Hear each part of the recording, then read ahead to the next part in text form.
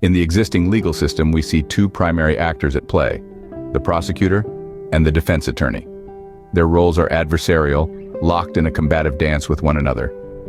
The prosecutor, a representative of the state or government, wields a singular objective: to prove the defendant's guilt. Their focus is laser-sharp, gathering evidence to secure a conviction and present a robust case against the defendant. Their approach is adversarial, aiming to demonstrate beyond a reasonable doubt that the defendant committed the offense. Their success is measured by conviction rates and the severity of sentences. On the other side of the courtroom, we have the defense attorney. Their role is to defend the accused against the charges brought by the prosecution. Their focus is on protecting the legal rights of the defendant, challenging the prosecution's evidence and presenting a defense. This could mean disproving allegations or shedding light on mitigating circumstances. Like the prosecutor, their approach is adversarial, seeking to find and expose flaws in the prosecution's case, often with the aim to create reasonable doubt. Their success is measured by acquittal rates and reduced sentences. In this system, the roles of the prosecutor and defense attorney are clear-cut and oppositional. Each is focused on winning their case, with the prosecutor striving for a conviction and the defense seeking an acquittal. And while this adversarial system can be effective in certain circumstances, it often results in a win-lose scenario. This brings us back to our initial question: is this the best approach for justice and societal well-being? Is a system that often prioritizes winning over understanding, punishment over rehabilitation, truly serving the best interest of our society? Imagine a legal system where the focus shifts from winning cases to rehabilitating offenders and ensuring community safety. This is the vision behind a proposed shift towards a collaborative, rehabilitative legal system. In this proposed system, the prosecutor still represents the state, but their role expands beyond merely proving guilt. They aim to achieve justice in a broader sense, focusing on community safety and offender rehabilitation. Prosecutors would spend time understanding the context of the offense, considering social, economic, and psychological factors that may have contributed to it. They would recommend appropriate rehabilitative measures, working towards resolutions that promote healing and prevent future offenses. Instead of being adversaries, the prosecutors and defense attorneys would work together, developing a holistic understanding of each case. They would collaborate with other stakeholders, including victims, community representatives, and rehabilitation professionals, to determine the best outcome for all involved.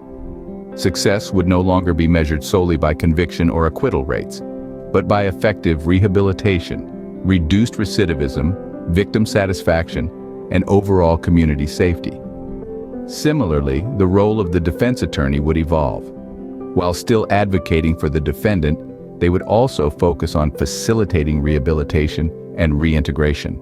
They would present a comprehensive picture of the defendant's circumstances, advocating for tailored rehabilitative measures rather than merely defending against charges. Their approach would emphasize open communication and cooperation with prosecutors and the court to find solutions that serve the interests of the defendant, victims, and society. The defense attorney's success would be gauged by effective rehabilitation, the successful reintegration of defendants back into society, and the overall societal impact of their work. Client satisfaction would still matter, but it would be considered within a broader context of societal well-being. In this proposed system, the roles of the prosecutor and defense attorney are redefined to promote a more humane, just, and effective legal system. Instead of being adversaries locked in a zero-sum game, they become collaborators working towards shared goals. They consider the broader context of each case and prioritize rehabilitation and societal well-being over merely winning or losing cases.